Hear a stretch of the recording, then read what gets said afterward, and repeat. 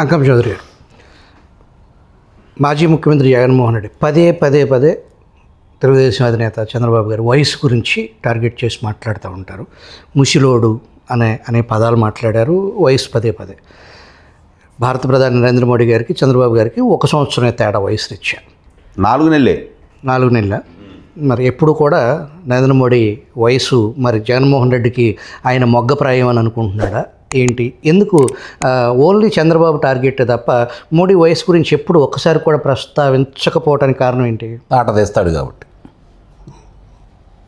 తీస్తాడు కాబట్టి తోలుల్చి ఎండేస్తాడు కాబట్టి, చంద్రబాబు నాయుడు గారు లాగా రాజకీయం గురించి ఆలోచించాడు కాబట్టి అందుకే ఇందాక రాజేష్ చెప్పాడు కదా, అందితే జుట్టు అందకపోతే కాళ్ళు. అతని గురించి వీరుడు సూర్యుడు అని చెప్పి మాట్లాడుతూ ఉంటాడు. మిగిలిన వాళ్ళు అతను ఆకాశానికి ఎత్తుతూ ఉంటారు. మొట్టమొదటి కూడా ఒక ప్రణాళికాబద్ధంగా అతని గురించి వాళ్ళ తండ్రి గురించి ఈ విధంగా చెప్పుకుంటూ వచ్చారు. ప్రజలను నమ్మించారు. ప్రజలు నిజంగానే కొంచెం ఆ రోజు అనుకున్నారు, ఏదో ఒక అవకాశం అనుకున్నారు, ఇచ్చారు. ఏం జరిగిందో అతని మనస్తత్వం ఏందో బయటకు వచ్చింది. చంద్రబాబు నాయుడు గారు మొన్న స్కూల్ పిల్లల దగ్గరికి వెళ్ళి కూర్చున్నాడు. కింద కూర్చొని వాళ్ళతో పాటు లంచ్ చేశాడు కదా. నువ్వు కూర్చుంటున్నావా? తిరుమల తిరుపతి దేవస్థానానికి సంబంధించినటువంటి సెట్ ఇంట్లో ఎంచుకొని స్టూల్ వేయించుకున్నావు, కుర్చీ వేయించుకున్నావు నువ్వు. మరి ఈరోజు చంద్రబాబు నాయుడు గారు ఇదే అనపర్తిలో నువ్వు ముఖ్యమంత్రిగా ఉండగా అనపర్తిలో పోలీసులు ఆపితే 7 కిలోమీటర్లు నడిచి వెళ్ళాడు చంద్రబాబు నాయుడు గారు. పక్కనున్న 3 కిలోమీటర్లకు హెలికాప్టర్ వేసుకొని వెళ్ళావు నువ్వు రాజధాని ప్రాంతంలో పేదవాళ్ళకి ఇళ్ల స్థలాలు ఇవ్వటానికి. ఆయన వయసు గురించి, ఆయన యొక్క శక్తి సామర్థ్యాల గురించి నక్కకి నాగలోకానికి ఉన్నంత తేడా ఉంది. అసలు జగన్మోహన్ రెడ్డి అనే వ్యక్తిని చంద్రబాబు నాయుడు గారితో పోల్చనేకూడదు. ఆయన శిఖరం. ఇతను భూమిలో ఉన్నాడు, పాతాళంలో ఉన్నాడు. అదృష్టం బాగుండి ఆంధ్ర రాష్ట్ర ప్రజల దురదృష్టం కొద్దీ ఈరోజు రాజకీయ నాయకుడిగా కొనసాగుతున్నాడు. 13 సంవత్సరాలకి ప్రజలకు అర్థమైపోయింది అతనంటే ఏంటో, అతన్ని ఎందుకు దూరంగా పెట్టాలని చెప్పి స్పష్టంగా అర్థమైపోయింది. కాబట్టి 151 స్థానాలు ఉన్న వ్యక్తికి 11 స్థానాలు పరిమితం చేశారు.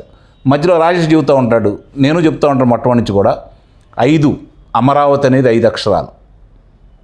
అమరావతిని విధ్వంసం చేయడానికి అతను పూనుకున్న దానికి ఆంధ్ర రాష్ట్ర ప్రజలందరికీ అమరావతి ఏకైక రాజధానిని భావించారు. కాబట్టే ఆ 5 అంకెను తీసుకుని వెళ్ళి అటు ఇటు మిగిలినటువంటి 2 అంకెలు మిగిల్చాడు.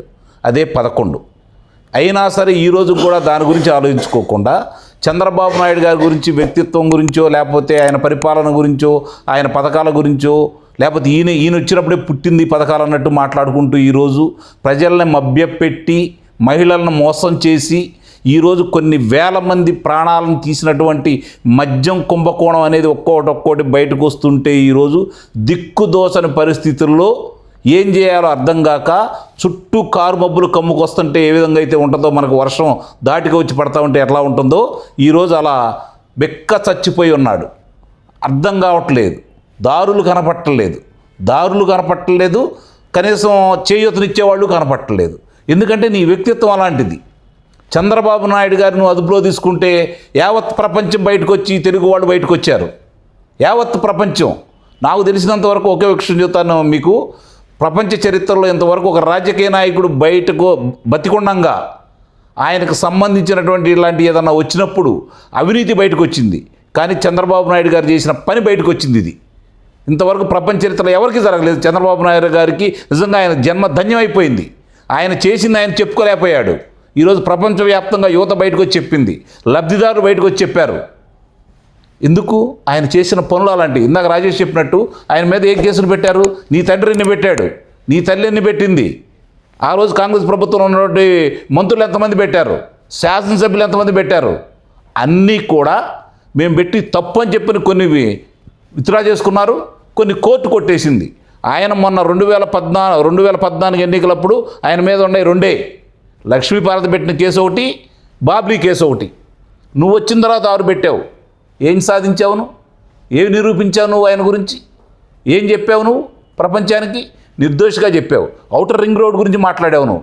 అసలు దాన్ని కనీసం మొదలుపెట్టని దాని గురించి చెప్పుకుంటూ వచ్చావు.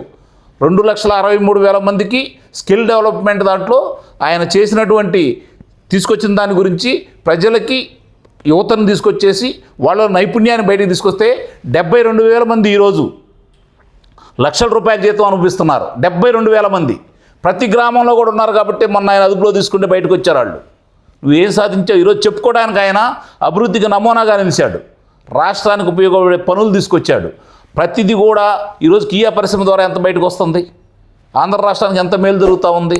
నువ్వు ఒక్కటి చెప్పు 500 మందికి ఉద్యోగం ఇప్పించినటువంటి ఒక్క సంస్థ చెప్పు. నువ్వు చంద్రబాబు నాయుడు గారి గురించి ఈ విధంగా మాట్లాడతాను, మిగిలిన వాళ్ళ గురించి ఈ విధంగా మాట్లాడతా.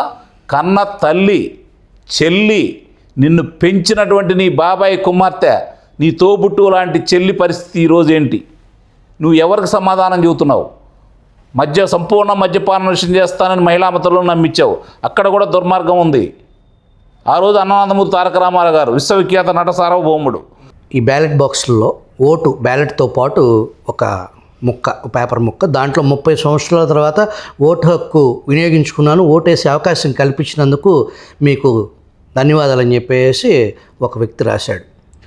గతంలో 30 సంవత్సరాల క్రితం పౌర హక్కుల సంఘం సంబంధించిన ప్రతిరోజుకు సంబంధించిన శ్రీదేవి అనే ఒక అడ్వకేటు ఒక అద్భుతమైన ఆనాటి చరిత్రని, ఒక 50 పేజీల చరిత్ర, అప్పటికి రాజశేఖర రెడ్డి పాలిటిక్స్లో చాలా యాక్టివ్గా ఉన్నారు. అయినా సరే ఆవిడ ధైర్యంగా ఆనాటి పరిస్థితుల్ని, ఆనాడే పోలింగ్కి అవకాశం లేదు, ఫెయిర్ పోలింగ్కి ఓటు వేయడానికి అవకాశం లేదు, వాళ్ళే రిగ్గింగ్ చేశారు, రాజశేఖర రెడ్డి స్వయంగా రిగ్గింగ్కి పాల్పడ్డారనేది 30 సంవత్సరాల క్రితం చేసిన పుస్తకంలో ఒక సంఘటన ఉంది దానికి సంబంధించి.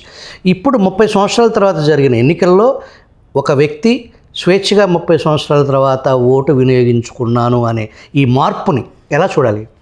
ముందుగా అతని మనోవేదన మనం గుర్తించాలి, అతని ఆనందాన్ని గుర్తించాలి. 30 సంవత్సరాలు అతను పడ్డ నరక యాతనకి ఈరోజు విముక్తి కలిగిందని చెప్పని, స్వతంత్రం వచ్చిందని చెప్పి అతను భావించాడు. ఇది గమనించుకోవాలి. మీరు అన్నారు చూడండి, ఎవరిని ఓటేయనీయకుండా అక్కడ చేసుకుంటూ వచ్చారనేది. అతని మీద దౌర్జన్యము, రిగ్గింగులు, ఇవన్నీ అతని మీద అభియోగాలు ఉన్న వ్యక్తే కదా జగన్మోహన్ రెడ్డి. ఇంకోటి చాలామందికి అర్థం కాని విషయం ఏంటంటే, జగన్మోహన్ రెడ్డి తండ్రి రాజశేఖర రెడ్డికి సంబంధించినంత వరకు కూడా అక్కడ ఆ పులివెందల నియోజకవర్గంలో ఆధిపత్యం ఎలా పెంచుకుంటూ వచ్చాడని మనం కనుక చూస్తే దాంట్లో చాలా వరకు వివరాలు రాశారు వాళ్ళు. మిగిలిన విషయాలు కొన్ని లోతుగా కనుక మనం వెళ్తే అక్కడ చేసినటువంటి అరాచకానికి నిలువెత్తు నిదర్శనం రాజశేఖర రెడ్డి. పులివెందల నియోజకవర్గంలో, అట్లాగే కడప జిల్లాలో, రాయలసీమ వాసుల్లో ఆ విధంగా అతను ఒక నాయకుడిగా ఎదగటానికి అతను అరాచకాన్ని తండ్రి మీద పెట్టి అతను నాయకుడిగా ఎదిగాడు. కొడుకుని ముఖ్యమంత్రిని చేయడం కోసం తను రాక్షసుడిగా మారాడు రాజారెడ్డి. ఇది గమనించుకోవాలి. వీళ్ళ గురించి చాలా గొప్పగా చెప్పుకుంటున్నారు, చాలా ఇప్పుడు దాకా పొగుడుకుంటూ ఇష్టారీతిగా మాట్లాడుతున్నారు కదా. 1970లో జరిగినటువంటి పంచాయతీ ఎన్నికల్లో రాజారెడ్డి సత్యమణి ఇద్దరు కూడా వార్డు మెంబర్లుగా ఓడిపోయారు. 1970లో జరిగిన దాంట్లో 1995లో జరిగినటువంటి జిల్లా పరిషత్ ఎన్నికల్లో అదే నియోజకవర్గంలో 4 జడ్పీటీసీ స్థానాలకు ఎన్నిక జరిగితే 3 గెలిచిన తెలుగుదేశం పార్టీ. అంటే వాళ్ళంత గొప్పగా బలంగా ఏం లేరు అక్కడ. కొన్ని విషయాల్లో ఇందాక శ్రీనివాసరావు చెప్పినట్టు కొన్ని విషయాల్లో పెద్దగా పట్టించుకోకపోవటం వల్ల, ప్రతిపక్ష నేత మీద అంతగా దృష్టి పెట్టకపోవటం వల్ల జరిగినటువంటి అతను నాయకుడిగా ఎదిగాడు. అది ఆంధ్ర రాష్ట్రం చేసుకున్నటువంటి దురదృష్టం. ఆ కుటుంబం ముఖ్యంగా 2004 నుంచే ఉమ్మడి ఆంధ్ర రాష్ట్రానికి శని పట్టింది. ఆ శనికి ప్రతిరూపమే రాజశేఖర రెడ్డి. కారణం మీకు తెలుసు, ఎన్ని వేల ఎకరాలు దోచిపెట్టి కొడుకు భవిష్యత్తును దృష్టిలో పెట్టుకొని తనకు డొల్ల కంపెనీల్లో దోచిపెట్టిన వాళ్ళ దగ్గర నుంచి ఎనికి తెల్లదనాన్ని తెప్పించుకొని ఈరోజు ఈ ఆర్థికంగా అతను నిలదొక్కోవడానికి, ఆర్థిక ఉగ్రవాదిగా అతను తయారు కావడానికి ఎవరు కారణం? రాష్ట్ర ప్రజల సంపద, రాష్ట్ర ప్రజల చెమటూర్చి సంపాదించుకున్నటువంటి దాన్ని దోచిపెట్టాడు కొడుకు కోసం. ఒక్కడి కోసం రాష్ట్రాన్ని నాశనం చేసిన వ్యక్తి రాజశేఖర రెడ్డి. ఇప్పుడు అతని పేరు చెప్పుకుంటా ఉన్నారు. చనిపోయి దేవుడయ్యాడు అతను. ఈ రాష్ట్రాన్ని చేసిన దోపిడీలన్నీ ఇప్పుడు ఒక్కొక్క అంశాలన్నీ బయటకు వస్తూ ఉన్నాయి. కొడుకు రూపేణ ప్రత్యేకంగా కనపడతానే ఉన్నాయి. ఈ 5 సంవత్సరాలు అతను చేసిన విషయాలు ఏంటి చెప్పండి ఒకసారి. ఇప్పుడు జరుగుతున్నటువంటి అన్నీ కూడా కళ్ళ ముందు మనకు కనపడుతున్నప్పుడు కూడా ఇంకా ప్రజలు ఏ విధంగా నమ్ముతారు అతన్ని? ఏ విధంగా అతను ఆలోచిస్తారు? రాజేష్ వివరంగా చెప్పాడు కదా, ప్రజల అభిప్రాయం ఏంటో స్పష్టంగా చెప్పారు. ఈరోజు నిజంగా కనుక అక్కడ ప్రజాస్వామ్యాన్ని ఆ రోజు ఉమేష్ చంద్ర గారు ఎస్పీగా ఉండగా 1996లో ఈయన పార్లమెంటుకు పోటీ చేస్తే 4000 చిల్లరతోటి గెలిచాడు. 4000 చిల్లరతోటి. అదే కనుక మిగిలిన అన్ని ఎన్నికల్లో కనుక కొనసాగించుకుంటూ వచ్చినట్లయితే ఈరోజు ఇంకో రకంగా ఉండేది. కానీ మన దురదృష్టం, ఆంధ్ర రాష్ట్ర ప్రజల దురదృష్టం, వాళ్ళకి అవకాశం కలగజేశారు. ఈరోజు కోయా ప్రవీణ్ అనే వ్యక్తి మళ్ళీ ఉమేష్ చంద్ర గారిని గుర్తు తీసుకొస్తున్నాడు.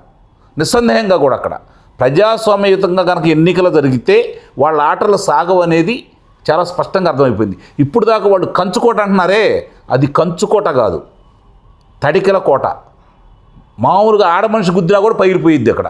ఇప్పుడు 2 ఆడవాళ్ళు గుద్దారు అక్కడ, ఏమైపోయింది? కళ్ళ ముందు కనపడతానే ఉంది కదా.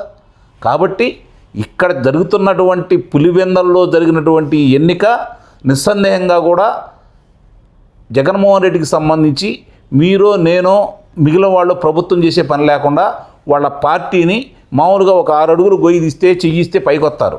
100 అడుగులు పైన ప్రక్రియలతో తవ్వి వాళ్ళ నాయకులు దాంట్లో వేసేసి పైన మట్టిపోతున్నాడు. కాబట్టి రాష్ట్రానికి పట్టిన శని మొత్తం త్వరలోనే పూర్తయిపోతూ ఉంటుంది. ఈ 428 రోజులు అవుతుంది ప్రభుత్వం అధికారంలోకి వచ్చి. జగన్మోహన్ రెడ్డి చేసినటువంటి అరాచకాలు కావచ్చు, దోపిడీలు కావచ్చు, దొంగతనాలు కావచ్చు, హత్యలు కావచ్చు, వాటికి సంబంధించినంత వరకు ఈరోజు 1000 పైన బయటకు వస్తూనే ఉన్నాయి. ఒక్కోళ్ళు చూస్తూ ఉంటే మంత్రులు కావచ్చు, జగన్మోహన్ రెడ్డి కావచ్చు, మద్యం కుంభకోణంలో ఒక 2-3 రోజుల్లో జగన్మోహన్ రెడ్డి అని కూడా అదుపులో తీసుకుంటారు, అందులో సందేహం ఏం లేదు. కాబట్టి వీళ్ళందరినీ కనుక రేపు పొద్దున ఈ చట్ట ప్రకారం న్యాయం ప్రకారం వెళ్తున్నటువంటి ఈ కూటమి ప్రభుత్వం సాక్ష్యాధారాల న్యాయస్థానం ముందు పెట్టి వాళ్ళని శిక్షలు వేయించే క్రమంలో ముందుకెళ్తూ ఉంది. చాలా వేగవంతంగా వెళ్తుంది. ఈ విషయంలో పోలీసులు అభినందించాలి. ఎట్లయితే పులివెందల్లో ఈరోజు ప్రజాస్వామ్యం అక్కడ మళ్ళీ ప్రజలు వచ్చి ఓట్లు వేసుకోవడానికి అవకాశం కలగజేశారో, నిస్సందేహంగా ఈరోజు రాష్ట్ర ప్రభుత్వానికి సంబంధించి పోలీసులు మద్యం కుంభకోణం కావచ్చు, మిగిలిన 2-3 విషయాల్లో కావచ్చు, వాళ్ళు ఏ విధంగా అదుపులో తీసుకున్నారు మన కళ్ళ ముందు కనపడుతున్నాయి. ఆధారాలు వాళ్ళు ధ్వంసం చేసినా కూడా ఆధారాలన్నీ గూగుల్ టేక్అవుట్ ద్వారా సాంకేతిక పరిజ్ఞానాన్ని అందుబాటులో తీసుకొచ్చేసి ఏ విధంగా అయితే దీన్ని బయట పెడుతున్నారో, ఈ విషయాలన్నీ బయటకు వచ్చిన తర్వాత జగన్మోహన్ రెడ్డి చేసిన పాపాలే వాళ్ళకి శాపాలైపోయి మామూలుగా ఏదైనా అయితే మనకి వాళ్ళ మనుషుల్ని ఈరోజు భూమిలో 1000 అడుగుల లోతు ప్రక్రియను పెట్టి తోమి దాంట్లో వేసి పూడ్చి పెడుతున్నాడు. ఇక బయటికి కూడా రాకుండా లేకుండా ఆ పార్టీ కానీ ఇప్పుడు దాకా అతనితో పాటు నడిచినటువంటి ఈ అరాచక శక్తులు కూడా రాజకీయంగా సమాధి చేసి పారేస్తున్నాడు అనమాట. నిజంగా ఇది ఆంధ్ర రాష్ట్రం చేసుకున్నటువంటి అదృష్టంగా భావిస్తున్నాను. అతను ఆ విధంగా వాళ్ళని తయారు చేయటం, ఈ కూటమి ప్రభుత్వం రావటం. ఎందుకు వచ్చింది కూటమి ప్రభుత్వం? జగన్మోహన్ రెడ్డికి జనానికి జరిగినటువంటి యుద్ధం అండి. మొన్న 2024లో జగన్మోహన్ రెడ్డికి జనానికి జరిగినటువంటి యుద్ధం. కాబట్టి వాళ్ళు మన రాష్ట్రాన్ని కాపాడే వ్యక్తి ఎవరు, మన పిల్లల భవిష్యత్తును కాపాడే వ్యక్తి ఎవరు, సంపద సృష్టించే వ్యక్తి ఎవరు, రేపు పొద్దున మనకు అన్ని విధాల సహాయ సహకారాలు, రాష్ట్రాన్ని మళ్ళీ పురోగతికి తీసుకెళ్లే వ్యక్తి ఎవరు? చంద్రబాబు నాయుడు గారు. కాబట్టి చంద్రబాబు నాయుడు గారితో ఎవరు కలిసి వచ్చినా ఈరోజు అందరూ కలిసి ప్రజలందరూ కలిసి 164 స్థానాలు ఇచ్చారు. కారణం ఏందంటే అతను చేసిన అరాచకం ప్రజలను భయపెట్టాడు. ఈరోజు మళ్ళీ ఆ భయం నుంచి ప్రజలు బయటకు వచ్చే ప్రశ్నే లేదు. నాకు తెలిసినంత వరకు ప్రజలు ఒక నిర్ణయానికి వచ్చారు సంపూర్ణంగా. 164 స్థానాలు ఇచ్చి ఆంధ్ర రాష్ట్రంలో అతను రాజకీయం చేయడానికి కానీ, రాజకీయ పార్టీగా ఉండటానికి కానీ అర్హుడు కాదు అనే నిర్ణయానికి ప్రజలు వచ్చారు. ఆ దిశగానే అది లేకుండా చేయడం కోసమే ఈ కూటమి ప్రభుత్వం ముందుకెళ్తుందని అయితే నేను నిస్సందేహంగా చెప్పగలను. దానికి జరుగుతున్న ఒక్కొక్క ఉదంతాలన్నీ బయటికి తోడుతున్న తర్వాత, విస్తుపోయే నిజాలు బయటకు వస్తున్న తర్వాత ప్రజలు మేము ఇచ్చినటువంటి తీర్పు నిస్సందేహంగా మంచిదే, అందుట్లో ఎలాంటి అనుమానమే లేదు. కాబట్టి వీళ్ళందరినీ ఎప్పుడు ఎక్కడ ఏ ఆధారాలతో వీళ్ళు బయట పెడతారో, ఏ ఆధారాలతో లోనకు తీసుకెళ్తారో, వాళ్ళందరినీ ఎప్పుడైతే కారాగారం పెడతారని చెప్పి 1000 కళతో ఎదురు చూస్తున్నారు. వీలైనంత తొందరలోనే ప్రజల కళలు సాకారం అవుతాయి అని చెప్పి అయితే నేను మనస్ఫూర్తిగా నమ్ముతున్నాను.